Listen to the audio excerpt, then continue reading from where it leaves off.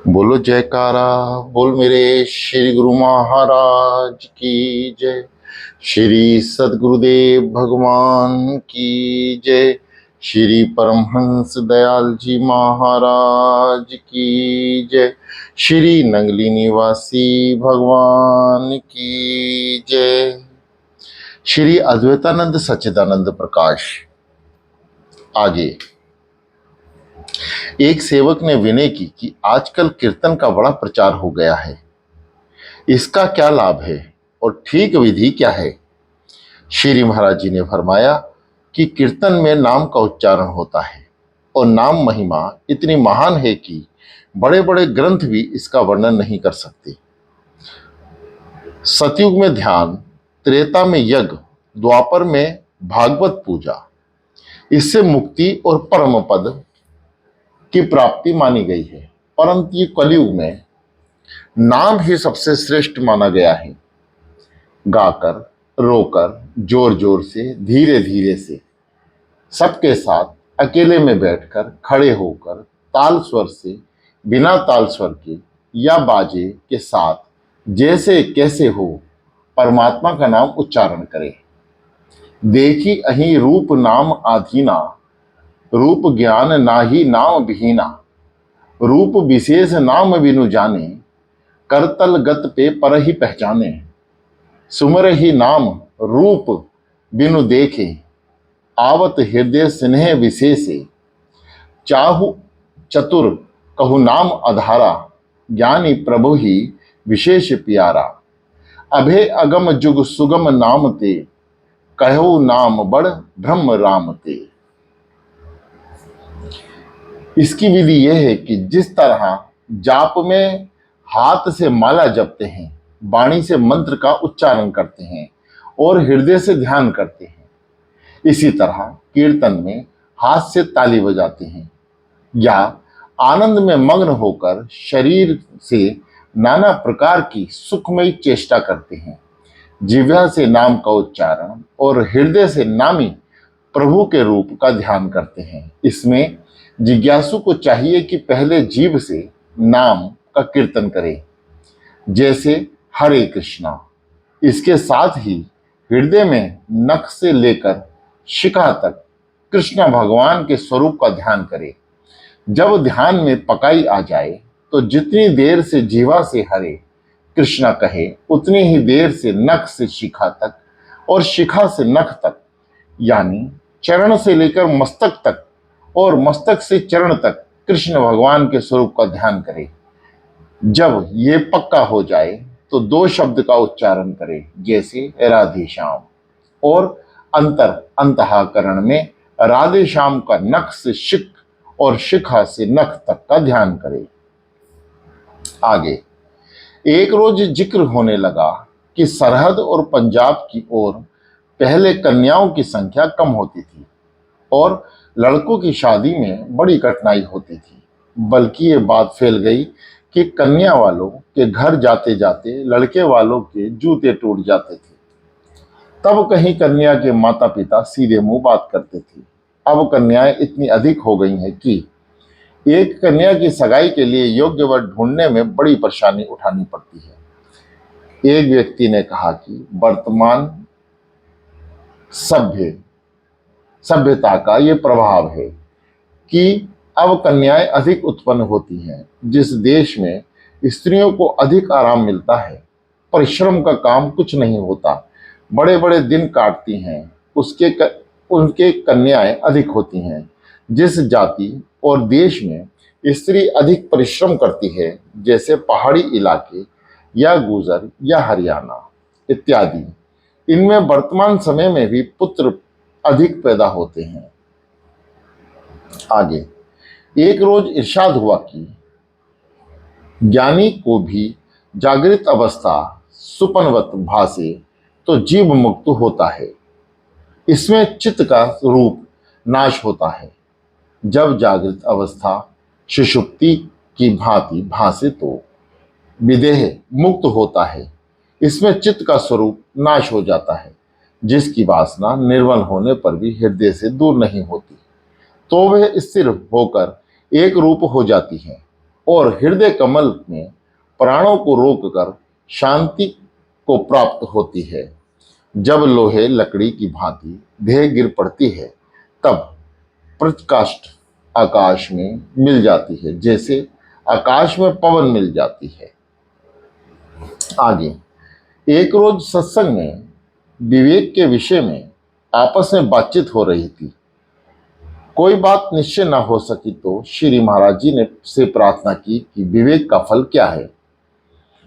श्री महाराज जी ने जैसे बुखार में प्यास बढ़ जाती है और जलन पैदा होती है और तप दूर होने पर ये दोनों बातें मिट कर शांति हो जाती है, वैसे ही ज्यों ज्यों विवेक दृढ़ होता है त्यों त्यों इंद्रियों को जीतना है। संतोष से हृदय शीतल होता है और जब आत्मा ही भासता है वह विवेक का फल है। विवेक जब हृदय में आता है तब भोग की तृष्णा घटती है। तृष्णा मुख से कहें या नहीं घटती, निश्चय से रहित वचन वे विवेक दुख दूर नहीं कर सकती। जैसे आग के चित्र से सर्दी दूर नहीं हो सकती, विवेक होने से राग द्वेष का नाश होता है और ब्रह्म लोक तक जो कुछ विषय भोग रूप हैं उनसे तृष्णा और वेर भाव नष्ट हो जाता है। आगे, एक रोज इरशाद हुआ कि माता पिता, गुरु, मालिक, भाई, पुत्र, सखा इससे विरुद्ध नहीं होना चाहिए और मन से कदापि क्षण भर भी इनका बुरा न चिते। मातृ पितृ गुरु स्वामी भ्रांति पुत्र सखाना विदो तहत ना आपको रयात मनसिया पी श्रवण कुचिते। आगे, एक व्यक्ति ने विनय की कि परमहंस महाराज, परमहंस के क्या लक्षण है। श्री महाराज जी ने कविता पढ़ी। परमहंस तो हंस हैं, चुगदे सो हंचोक, अपने आत्म रूप में रहते सदा अरोग।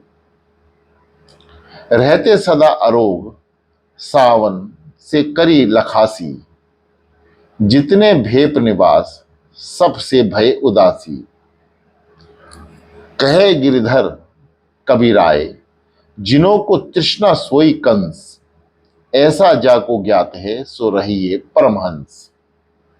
आगे, एक रोज इरशाद हुआ कि गूंगे 4 प्रकार के होते हैं, अज्ञान मूक, ज्ञान मूक, अज्ञान मूक, ज्ञान मूक, जन्म मूक, जैसे ध्रुव, प्रहलाद, जनक, दत्तात्रेय। आगे, एक रोज इरशाद हुआ कि शरीर वायु के बल से चलता और बोलता है।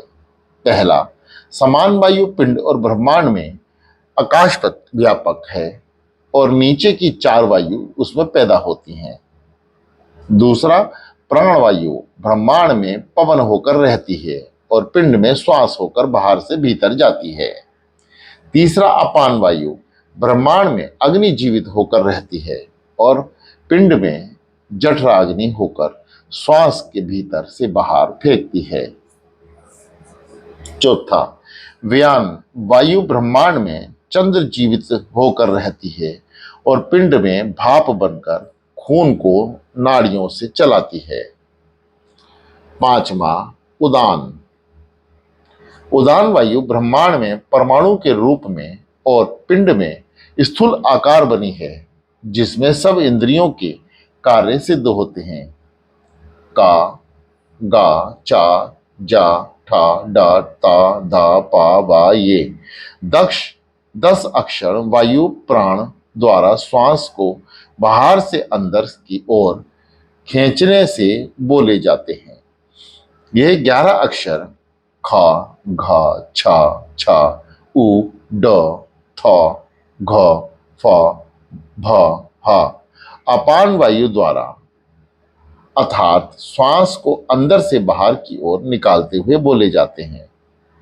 ड, ज, ग, न, म ये 5 उदान वायु द्वारा अर्थात श्वास से नासिका द्वारा निकलते हुए उत्पन्न होते हैं। या, रा, ला, वा, शा, शे, स इन 7 अक्षरों की उत्पत्ति समान वायु से है। इनके उच्चारण में और व्यंजनों में थोड़ा परिश्रम होता है। वायु के बल से निम्नलिखित स्थानों के अक्षर बोले जाते हैं। पहला गला, दूसरा तालु, तीसरा मूर्घा यानी तालु से ऊपर जीभ लगाकर बोले जाने वाले अक्षर। 4 दांत, 5वां होठ, छठा नाक, मुख। इनका उच्चारण जीवा से भी माना है। पहला गले से आ, अंग, का, खा, गा, घा, ढा निकलते हैं और दूसरा तालु से ई, च, छ, ज, या, इंग या शा निकलते हैं और तालु द्वैत के पर्दे से तुल्य है। तीसरा मूर्घा से ऋष, ऋष, टा, ढा, ढा, ड, ण, रा, पा निकलते हैं और मुर्दा पश्चिम के पर्दे से तुल्य है। चौथा दांतों से ले, ता, था, धा, घा, ला, सा निकलते हैं और दांत मध्य से पर्दे के हैं। 5वां होठ से उ, पा, फा, बा, भा, मा निकलते हैं और होठ गंधार के पर्दे के तुल्य हैं। छठा डा, या, ना, मा का उच्चारण अपने वर्ग के अक्षरों के स्थान से भी होता है, परंतु नाक से गुनगुनाकर बोले जाने के कारण इनका उच्चारण नाक से माना गया है और नाक ऋषभ के पर्दे के तुल्य है। व्यंजन भी नाक से बोला जाता है। 7वां या, रा, ला, वा, शा, शे, सा, हे उच्चारण अपने अपने वर्ग के अक्षरों के स्थानों से भी होता है, परंतु गंधर्व विद्या में इसका उच्चारण मुख से माना गया है और मुख स्वर के पर्दे में तुल्य है। ए, कंठ और तालु से और ओ कंठ और होंठ से और वा दांत और होंठ से बोले जाते हैं। इसमें कुछ अक्षर जलाने वाले कहे जाते हैं, इनको दंताक्षर कहते हैं। कविता में इनको धदक्षर या धद अक्षर भी कहते हैं। इनको कविता के अशुभ गिनते हैं, जैसे हा, गा, ना कविता के आदि ने, रा, ज से बीच में और का, टा, गा कविता के अंत में अशुभ गिने जाते हैं। आगे एक सत्संगी ने विनय की कि वे ही बातें सही हैं जो संस्कृत भाषा में ग्रंथों में लिखी हों या प्रमाणित हैं, हिंदी, उर्दू, अंग्रेजी की नहीं। श्री हजूर ने फरमाया कि सिर्फ संस्कृत, उर्दू या हिंदी लिपि में होने से ही पद को प्रमाणित या अप्रमाणित नहीं समझना चाहिए। ये देखना चाहिए कि उसका विषय और बयान करने का क्या तरीका है। यदि ये दोनों बातें जनता के लाभप्रद और समझने में आसान हो तो वह ग्रंथ चाहे किसी भी भाषा में हो बिना किसी शंका के प्रमाणित है। श्री व्यास जी ने वेद बनाए नहीं संग्रह किए हैं। इससे प्रतीत होता है कि वे सतयुग और या त्रेता अथवा द्वापर युग की प्रचलित संस्कृत में लिखे हुए हैं और वे भी हो सकता है कि वे बाकायदे ग्रंथ के रूप में ही नहीं थे। द्वापर के अंत तक वैदिक संस्कृत जनता के समझाने के योग्य ही न रही। इसी कारण श्री व्यास जी ने द्वापर के अंत में जो प्रचलित संस्कृत थी उसी में वेद शास्त्र इत्यादि ग्रंथों का सरल भाषा में लिखा और वही उस भाषा की देश भाषा थी। श्री स्वामी शंकरानंद जी के समय तक जितना परिवर्तन हो गया, श्री व्यास जी के समय की संस्कृति सरल भाषा में रही। इस कारण बहुत से हाथों का अन्वय करना पड़ा। फिर श्री शंकराचार्य के समय से जब तक इतना परिवर्तन हो चुका है कि उनका किया हुआ अन्वय भी अब समझ में नहीं आता और उनकी टीका भी भाषा में लिखने की आवश्यकता हुई। संस्कृत तो बड़ी बात है, तुलसीदास जी को अभी 400 वर्ष भी नहीं हुए कि उन्होंने श्री रामायण इस समय की देश भाषा में लिखी थी। इसको आम भाषा में बदलने की आवश्यकता आ गई। भाषा अर्थ जनता के हित के लिए किया जाता है ताकि वर्तमान समय की देश भाषा को पढ़कर और समझकर अधिक से अधिक लाभ उठाया जाए। इसी कारण देश भाषा में लिखे हुए ग्रंथ अति लाभदायक होने से प्रमाणित होने चाहिए। एक दिन इरशाद हुआ कि व्यवहार, व्यापार, संसार, परमार्थ संबंधित कोई भी काम हो, सबसे पहले भाव की आवश्यकता है। भाव प्रकट होने के बगैर कोई काम ठीक नहीं हो सकता।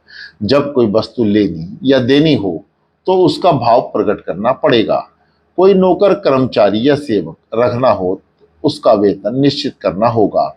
इसी तरह परमार्थ में भी भाव की आवश्यकता है। भावमेन लभते सर्व भावेन देवत दर्शमम। भाव ने परम ज्ञान तस्मत् भाव बल मल्यमम। बहु जपात तथा हेमात काय कलेशदि विस्तारे ना भावेन बिना देवो यंत्र मंत्र फल प्रादः। भाव से सब कुछ प्राप्त होता है, भाव से ही देव दर्शन होता है और भाव से ही श्रेष्ठ ज्ञान की प्राप्ति होती है। गीता के 10वें अध्याय के श्लोक 4 और 5 में इकट्ठे किए हुए सब भाव हैं: बुद्धि, तत्व ज्ञान, अमूर्ता, क्षमा, सत्य, दम, क्षम, दुख सुख, उत्पत्ति, प्रलय, भय, अभय, अहिंसा, समता, संतोष, तप, दान, कीर्ति और अपकीर्ति आदि। चाहे कितना ही जाप करो, कितना ही हवन करो और शरीर को कितना ही कलेश पहुंचाओ, भाव के बिना देवता, यंत्र, मंत्र फल नहीं देते। परंतु बड़ी कठिनाई यह है कि भगवान का भाव ना तोल से हो सकता है, ना भाव से, ना धन से, ना परिवर्तन से। इसलिए मजबूर होकर ही शरणागत भाव को ही स्वीकार करना पड़ता है।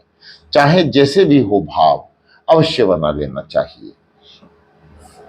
आगे एक रोज इरशाद हुआ कि कुंडलिनी शक्ति और प्राण हाथ देकर जीव से लोक की यात्रा करने के लिए माता के गर्भ से आता है और प्रारब्ध कर्म के अनुसार निरोग काया या अंधा, बहरा, गूंगापन साथ लाता है।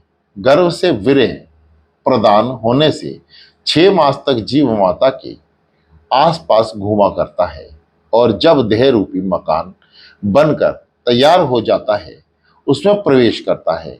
खास जीव पहले चोले को तब छोड़ते हैं जब दूसरा चोला बनकर तैयार हो जाता है।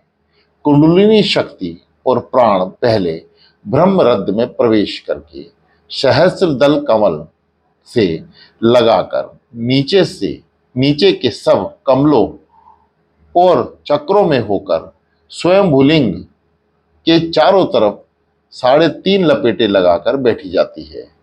इन चक्रों के स्थान मेरुदंड में है। इसमें सुषुम्ना नाड़ी है, उसके ही भीतर ब्रह्म नाड़ी है। इस ब्रह्म नाड़ी में कुंडलिनी प्रवेश करती है। जब जीव जागृत, स्वप्न और सुषुप्त इन 3 अवस्थाओं को अनुभव करता है। तुरिया का ज्ञान केवल योगियों को ही होता है। इन 3 अवस्थाओं में कुंडलिनी के साभ्य अवस्था ही होती है और अव्यक्त सोहम शब्द प्राणवायु के आश्रय जब अनाहद चक्र में पहुंचता है और नाना प्रकार के विषयों में लिप्त होकर अपने वास्तविक स्वरूप को भूल जाता है और सोहम शब्द में प्रमाणित होता है और आसपास के लोगों के सहचर्य से विकृत ज्ञान होकर देह दंड कहने लगता है और अंधा, श्रोता, बेजीवा इस वचन के अनुसार सहस्त्र चक्र के नीचे मूल आधार और स्वयं भूलिंग में पहुंचकर पूर्ण जीव तत्व को प्राप्त होता है। फिर उधर्व श्रोता वेद्य वेता वचन के अनुसार स्वयं भूलिंग से लिपटी हुई कुंडलिनी को जागृत करके ऊर्ध्वगामी होकर देव तत्व को प्राप्त करके स्वयं देव रूप हो जाता है। बोलो जयकारा, बोलो मेरे श्री गुरु महाराज की जय।